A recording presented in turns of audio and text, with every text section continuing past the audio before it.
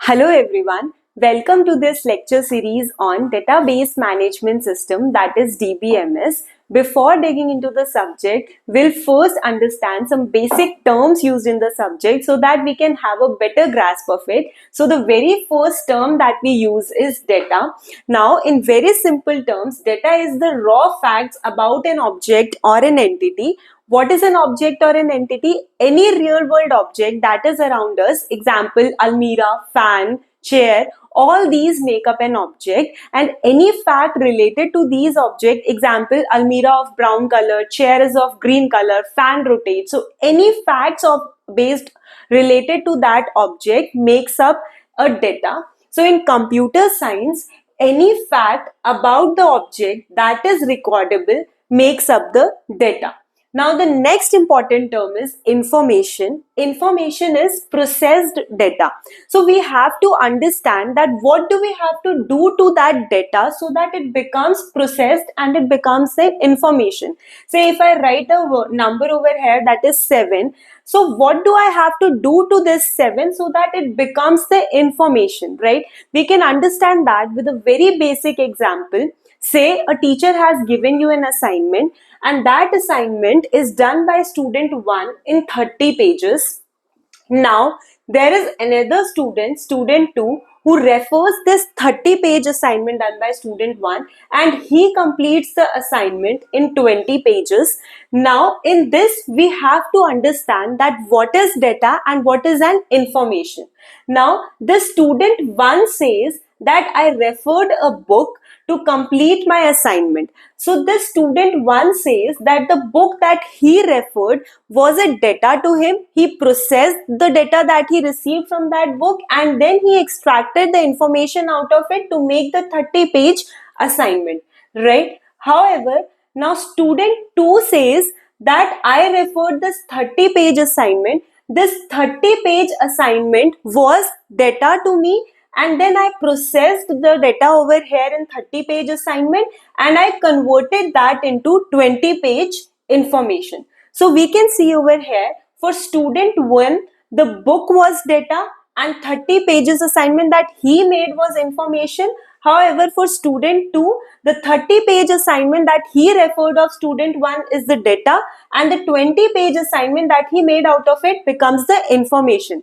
From this, we can conclude that it does not matter what is data or the information. It merely depends on the observer, that who is looking at it.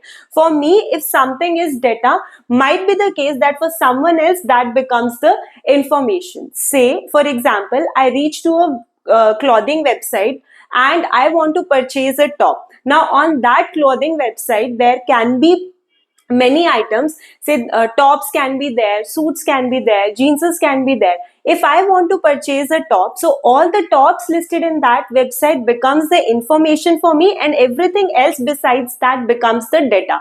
However, if someone else wants to purchase jeans from that website, for that person all the jeans listed in that website becomes the information and everything else listed is the data. So we can understand from this that whatever data and information is there, it completely matters, it completely depends upon the observer that what is data and what is an information.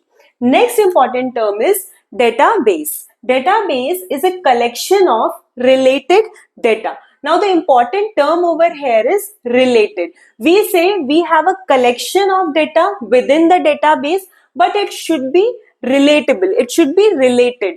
And why does it have to be related? We want to accumulate the data about anything at one place, but later on we want to use it. If at one place we accumulate random data, that is of university, hospital, stadiums, we accumulate all the data at one place, that and later on if we want to use it, that random data will be of no use to us. And that is why we want to have a collection of data which later on we can process to have some useful information out of it. We can process it to get some information.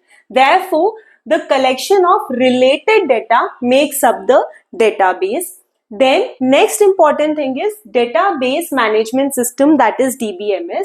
DBMS is a management system that manages the database. Now, what do you mean by management system? How does it manage the database? So basically, it helps us to perform various operations. When you say that it is used to manipulate the database, that means this manipulation means it helps us to perform various operations on the database that we have created over here. And what all operations are there? Say we want to create some new record, or we want to delete a record, or we want to, say, suppose update a record, right? If suppose I'm having a database of a university, now within that university I'm storing the information related to a student, so I should be able to create the entry for a new student, I should be able to delete the entry for a new student, and I should be able to update any value related to that student. And who helps us with that?